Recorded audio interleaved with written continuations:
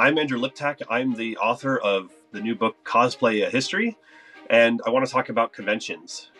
Conventions are the lifeblood of cosplay. They are these massive gatherings that bring cosplayers together from all over the world into one glorious celebration of everything nerdy. Cosplayers can work on their costumes for months to prepare for a convention, and sometimes they'll work right up to the last minute. Cons have also been around for more than a century, where fans have gathered to share their love of these stories.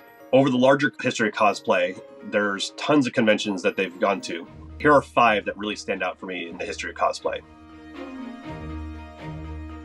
One of the first ever conventions was held at the Royal Albert Hall between March 5th and 10th, 1891 in London, the Brilliant Bazaar. This wasn't quite the same convention as we see today, but it was a themed fundraiser for a popular sci-fi novel, and it included a number of attendees who dressed up as characters from the book, one of whom even incorporated electric lights into her tiara. This is where cosplay is widely acknowledged to have gotten its start. 2 fans, Forrest Ackerman and Myrtle Douglas, traveled to the convention from California and dressed up as characters from the movie The Things to Come.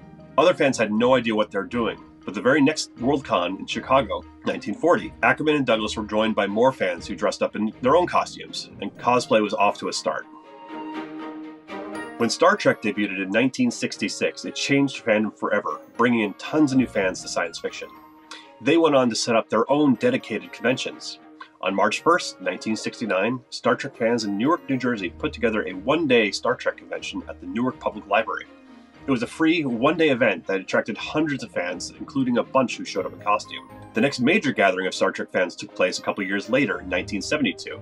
Between January 21st and 23rd, fans assembled at the Statler Hilton in New York City, along with notable guests like Star Trek creator Gene Roddenberry and science fiction author Isaac Asimov. Organizers expected about 500 fans to show up, but 3,000 actually did, many of whom attended in costume to take part in the event's costume call. San Diego Comic-Con is now a massive pop culture event that regularly sells out every year with hundreds of thousands of guests. The con got its start on March 21st, 1970, where around 100 comic fans arrived at the U.S. Grant Hotel in San Diego, including Forrest Ackerman. The one-day event was a success, and it returned the following year. And in the decades that followed, it grew and grew, and eventually landing at the San Diego Convention Center in 1991, where it now takes place. It's since become one of the biggest cons in the world, and has become a major destination for fans and cosplayers of all stripes. On September 3rd, 1998, Alvin Johnson and a handful of other Star Wars fans assembled at Dragoncon in Atlanta, Georgia. The year before, Johnson had dressed up as a stormtrooper with a friend for the Star Wars Special Editions, and realized that there was strength in numbers. That Dragoncon gathering became the first meeting of what would eventually become the 501st Legion, the world's largest Star Wars costuming club, which now has more than 15,000 members all over the world.